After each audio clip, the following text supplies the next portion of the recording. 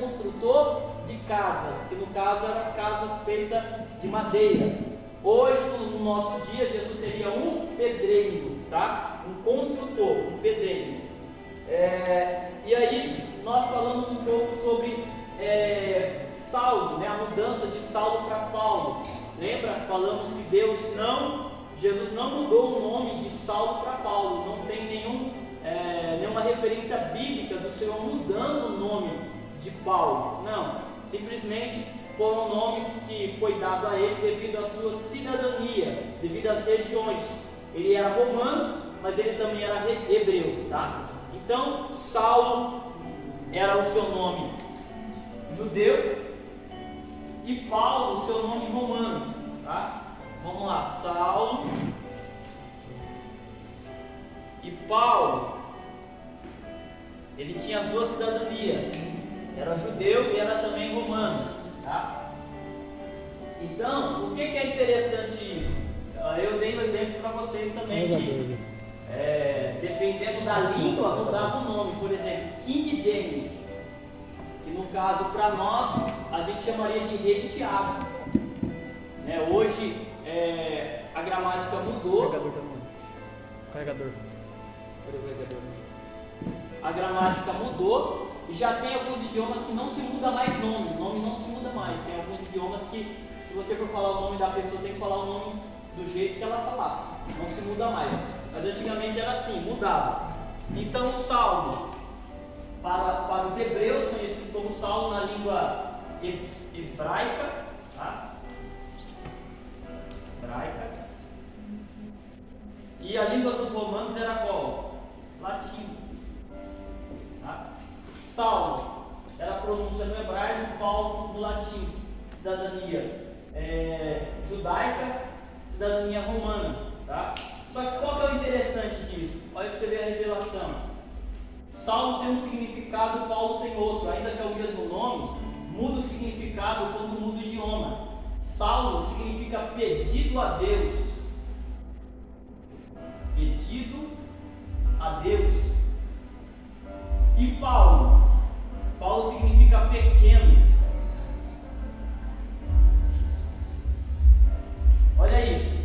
Saulo significa pedido a Deus. Paulo, pequeno. Quando a gente vê Saulo, pedido a Deus, a gente lembra um nome quase parecido, né? Samuel. Não vou nem escrever, vou só falar Samuel. Samuel Deus ouve ou Deus ouviu. Você vê que pelo significado do nome dá uma margem para um pensamento teológico. Qual?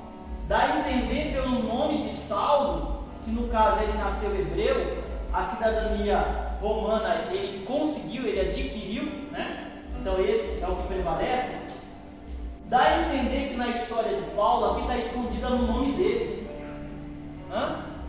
Pedido a Deus, isso dá a entender o quê? Que parece que a mãe de Saulo tinha uma dificuldade de engravidar.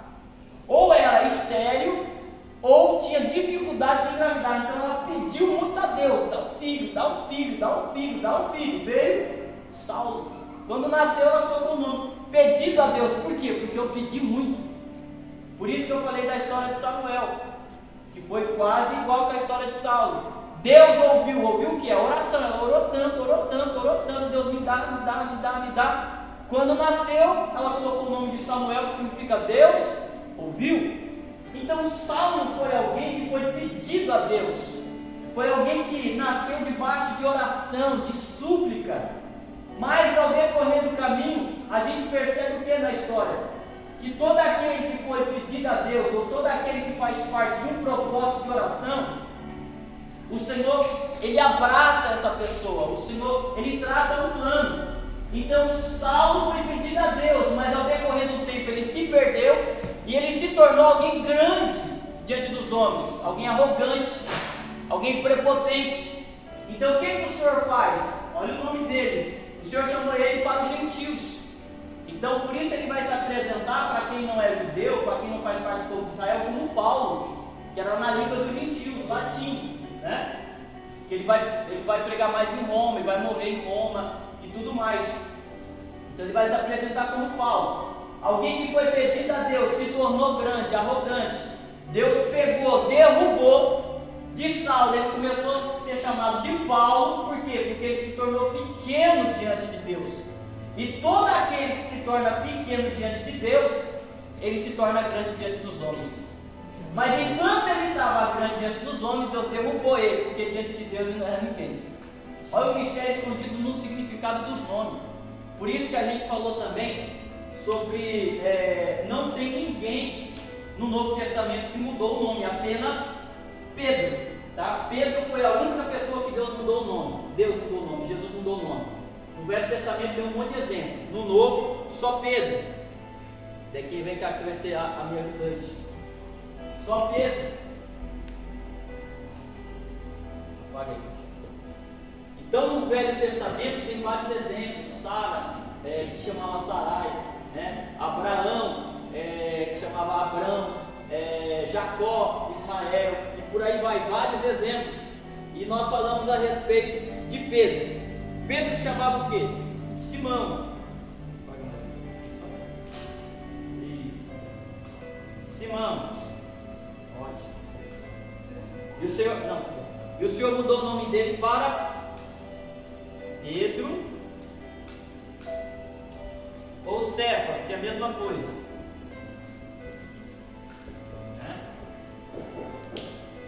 Simão significava o quê? Palha.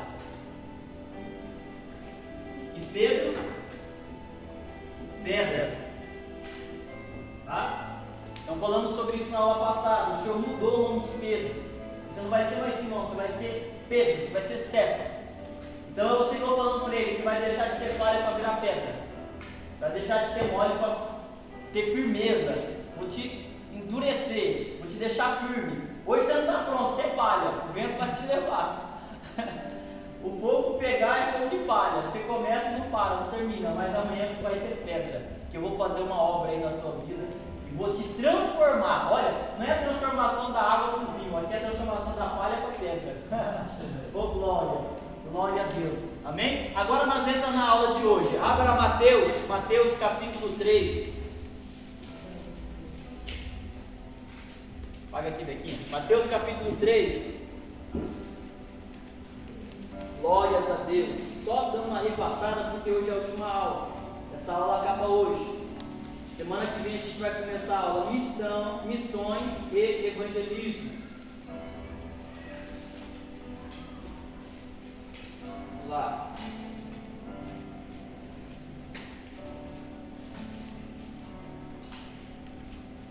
Escreve aí, Bequinha. Mateus, capítulo 3, você vai escrever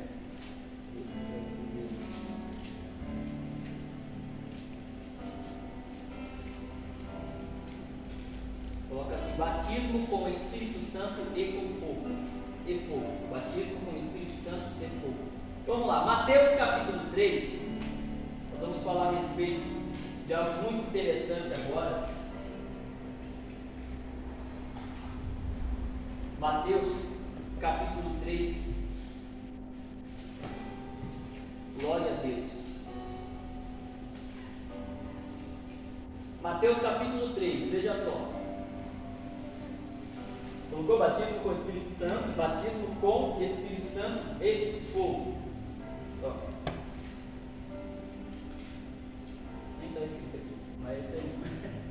Ó, Mateus capítulo 3, versículo 11, diz assim a palavra de Deus, ó: eu vos batizo com água para arrependimento, mas aquele que vem depois de mim é mais poderoso do que eu, cujas sandálias não sou digno de levar, e ele vos batizará com o Espírito Santo e com fogo. Tá? Quando nós olhamos para esse texto, existem 3 linhas de pensamento teológico, né? Você vai perguntar, né? Mas por que tanta linha de pensamento teológico? Às vezes tem diversidade de linha de pensamentos, por exemplo, como Paulo, até hoje, existem 3 linhas de pensamento de Paulo. Uns dizem que Paulo foi casado, né, que Paulo era casado, outros dizem que Paulo era viúvo, e outros dizem que Paulo nunca se casou. E os três têm base bíblica. Quem diz que Paulo era viúvo e nunca se casou, usa como base o texto que ele fala assim, que é mais fácil você viver sozinho, você não casar. Mas se não aguentar, se for para se abrasar, que se case. Então, aí essa linha de pensamento vai defender que ele vai dar um exemplo para ficar sozinho, porque ele era sozinho. A outra que diz que ele era viúvo, vai falar, não, ele era viúvo, porque ele também deu exemplo para as viúvas, que não sei o que e tal. E o outro que diz que ele era casado, não, lógico que ele era casado. Olha 1 Coríntios capítulo 13, o que o cara fala de amor? O amor tudo sofre, tudo suporta, tudo não sei o que. O cara entendia, o cara, né?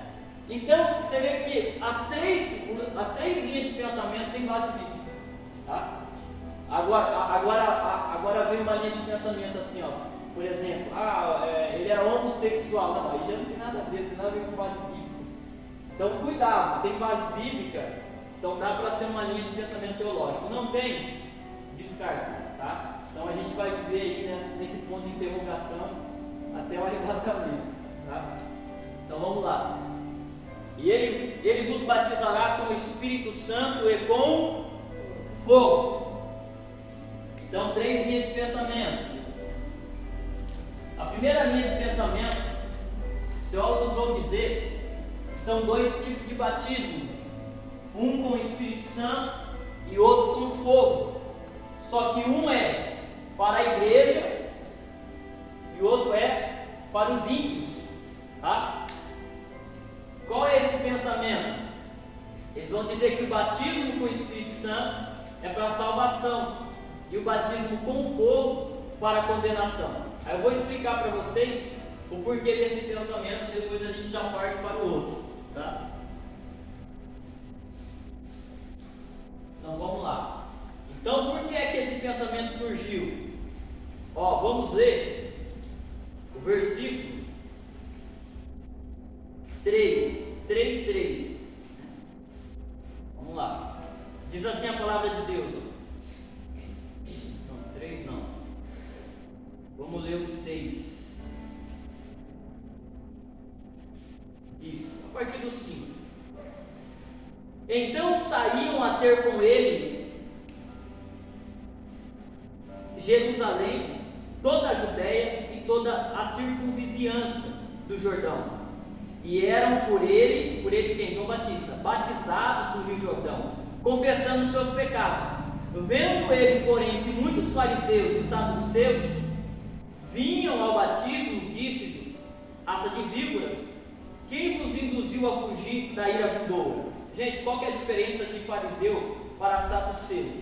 A diferença é, os fariseus, eles eram uma classe do povo, tá? E os fariseus, eles acreditavam na lei e nos profetas.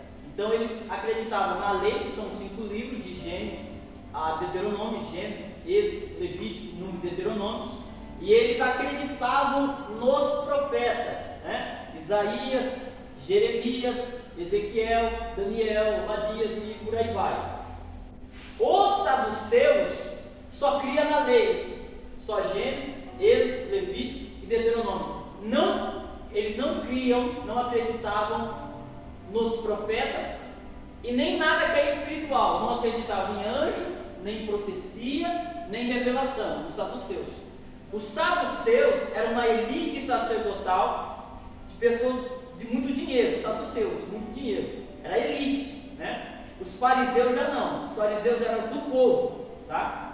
Os fariseus ficavam no povo, junto com o povo, e os saduceus ficavam no templo, tá? No templo. Então tem essa diferença de crença. Por isso que muitas das vezes eles se juntavam só para ficar contra Jesus, mas eles mesmos tinham uma rixa, uma briga entre eles, tá? Então vamos lá. Então João está lá no Rio Jordão, de repente chegam os fariseus e os saduceus, e aí João grita: raça de víboras, quem vos induziu a fugir da ira vindoura? Produzi, pois, frutos dignos de arrependimento, e não E não comeceis a dizer entre vós mesmos, temos por pai Abraão. Eles eram orgulhosos. Porque eu vos afirmo que destas pedras Deus pode suscitar filhos de Abraão.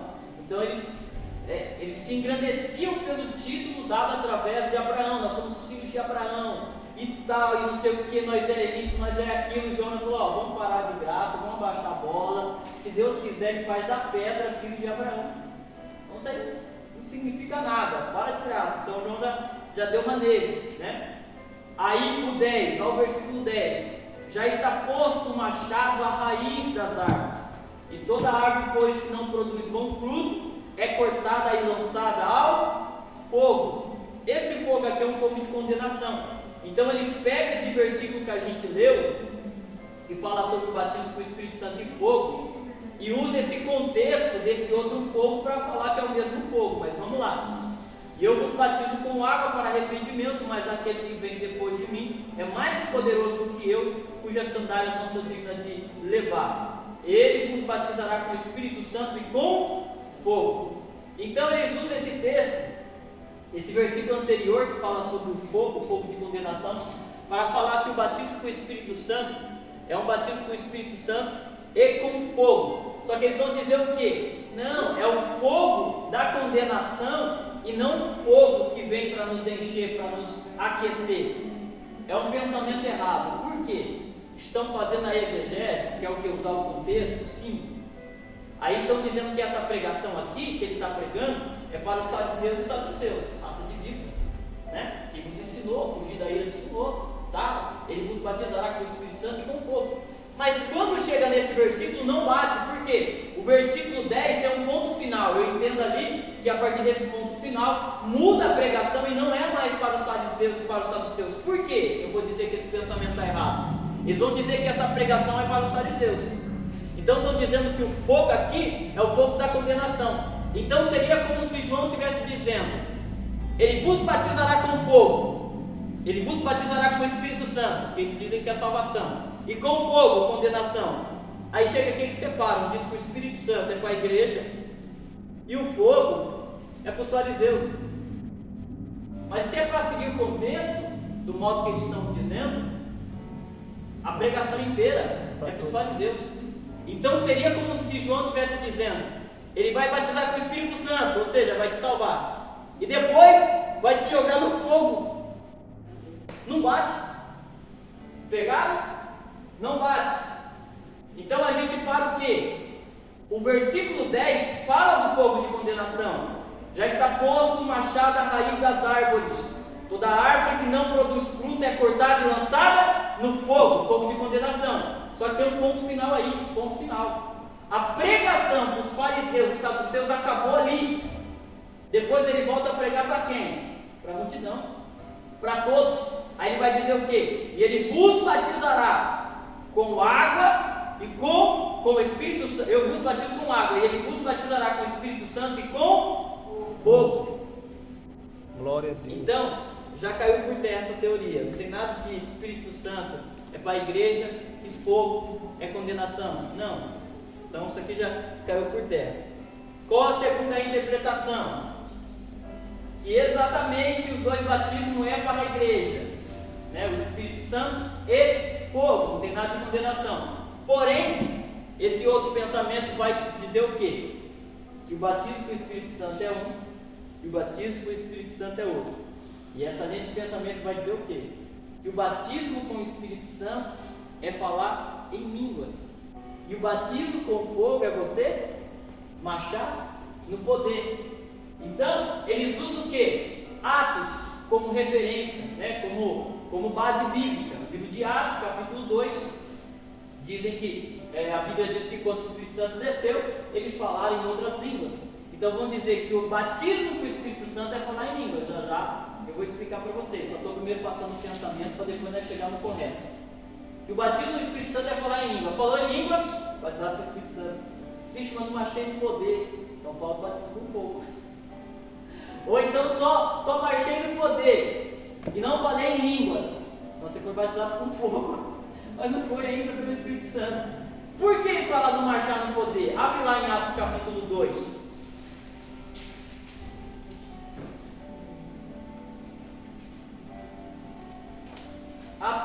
capítulo 2. Tem algo oculto aqui, passa um pouco desapercebido. Atos capítulo 2.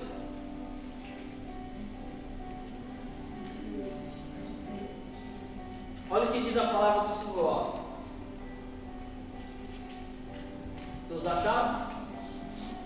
Ao cumprir-se o dia de Pentecostes, estavam todos reunidos no mesmo lugar. De repente veio do céu um som como de um vento impetuoso, encheu toda a casa onde estavam assentados.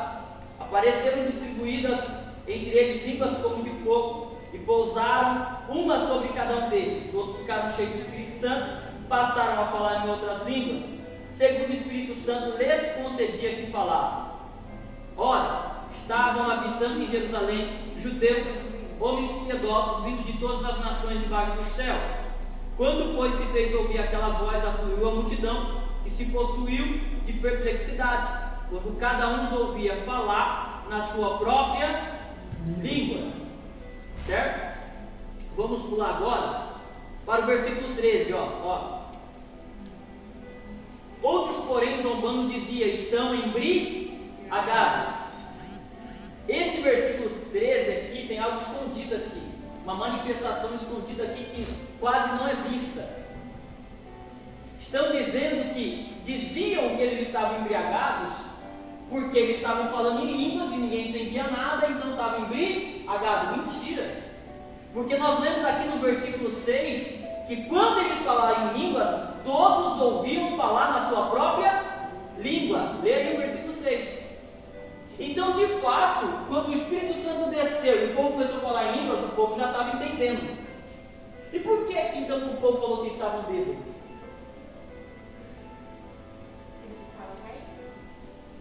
Teve manifestação física, corporal. Não eram as línguas que eles olhou e disse: está bêbado. Não, porque as línguas eles entenderam. Mas houve uma manifestação corporal. Não sei se marcharam, se rodaram, se caía e subia, mas houve uma expressão corporal. Está bêbado, olha lá, o outro, está bêbado, olha o bêbado. Essas línguas aqui estão para os outros países. Sim, e no caso são 4 manifestações. Línguas estranhas. Não, essas não são línguas estranhas. Essas são línguas, são outras línguas. No caso aqui, o Espírito Santo foi o intérprete. Existem 4 dimensões de línguas.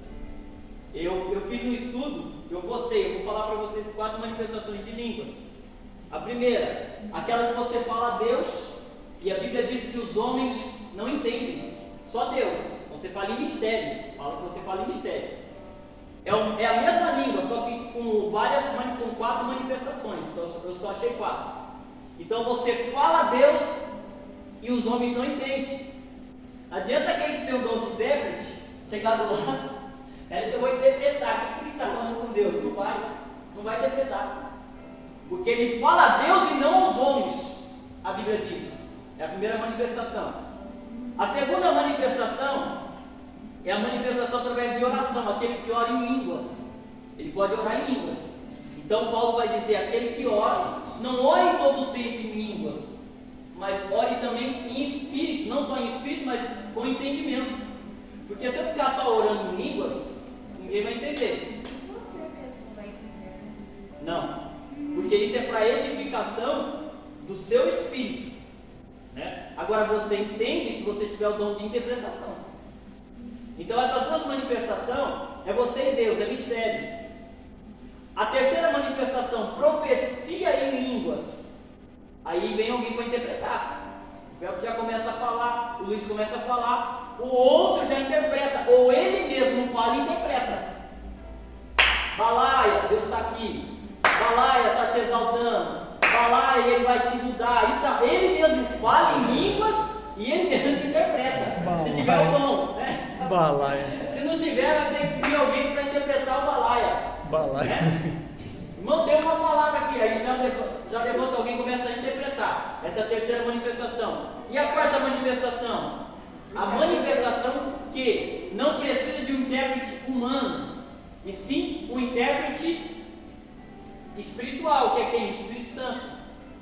Essa é a maior das manifestações. Por quê? Eles vão falar, eles estão falando em línguas, né? Eles estão falando em línguas. Para eles, são línguas estranhas. Por quê? Eles nunca aprenderam esse idioma. Eles não sabem falar esse idioma. Mas para quem ouve, é um idioma inteligível. As pessoas entendem. A Laura está falando chinês, eu estou entendendo tudo. A japonesa está conversando com a Laura. Mas a Laura não sabe o que ela está falando, porque a Laura nunca estudou chinês, japonês ou coreano. Mas o Espírito Santo tomou ela e ela começou a falar com uma coreana. Por quê? Enquanto a Laura fala com a coreana, quem está aqui no meio? O Espírito Santo. E o Espírito Santo vai interpretando para ela. Ó, o Espírito Santo. Na outra manifestação, quem tem que interpretar? Ou nós, se tiver algum dom, ou outra pessoa. O Belto fala o balaio, o outro balaio interpreta. É isso que digo. Nessa aqui não. Essa aqui interpreta é o Espírito Santo. Quando chega no ouvido da pessoa, a pessoa já entende. Está falando africano, está falando coreano, está falando... É por isso que eles falavam uma língua que nunca estudou, talvez nunca ouviu, mas quando eles falavam, as pessoas ouviam. Estou entendendo. Olha, meu Deus, estão falando das grandezas de Deus. Então são 4 manifestações e o mesmo dom. Amém? Amém. É isso que Deus faz. Então houve essa manifestação corpórea, tá? Houve essa manifestação corpórea.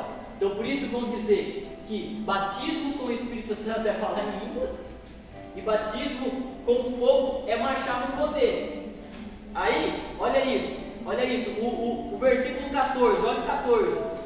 Então se levantando Pedro, opa, o que aconteceu com Pedro aqui?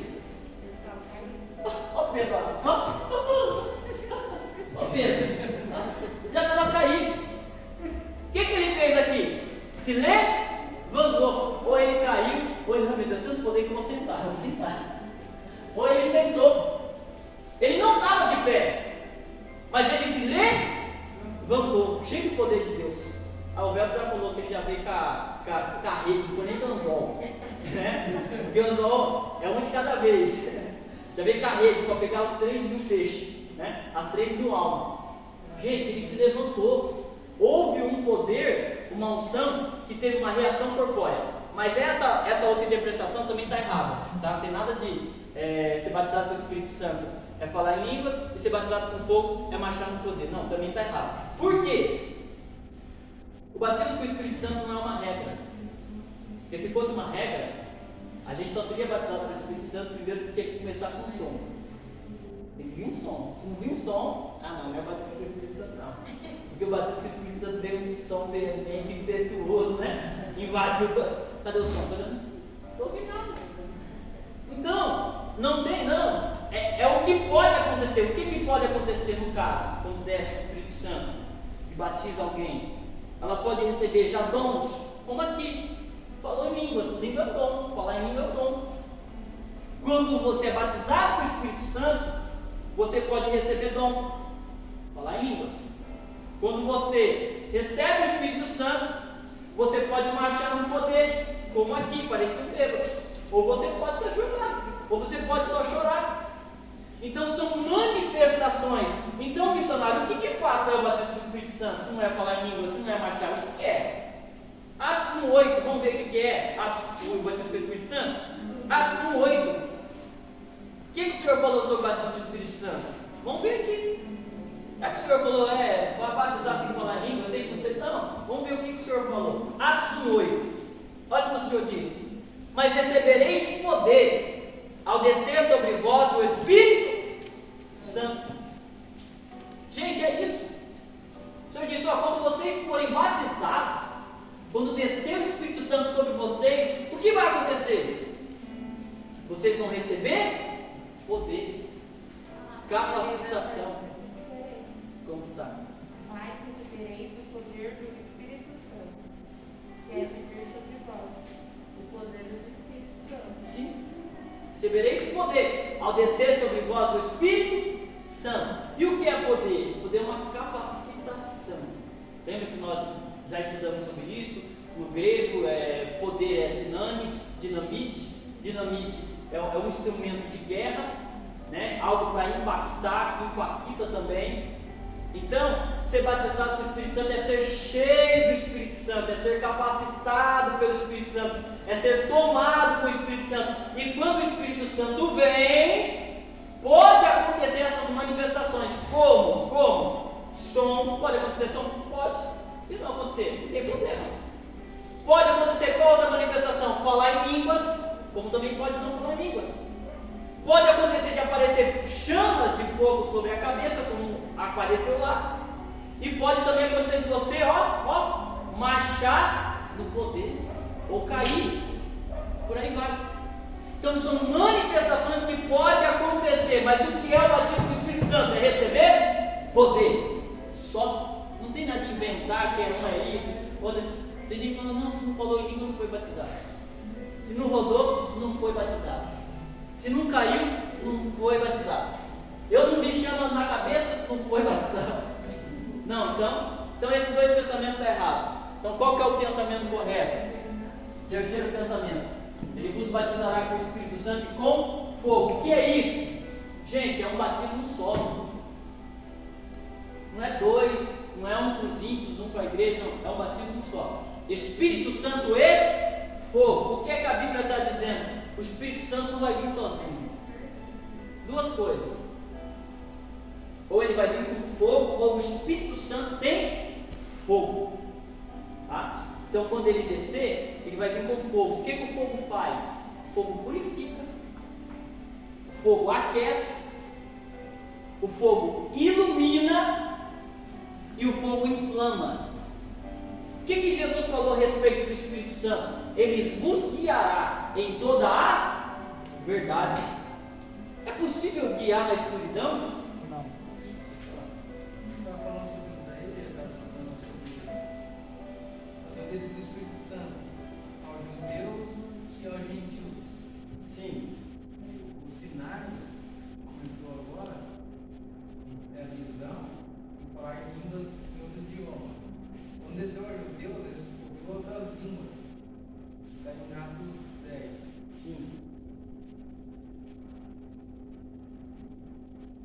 Atos 10, 41, será? 45, 46. Isso. Sim.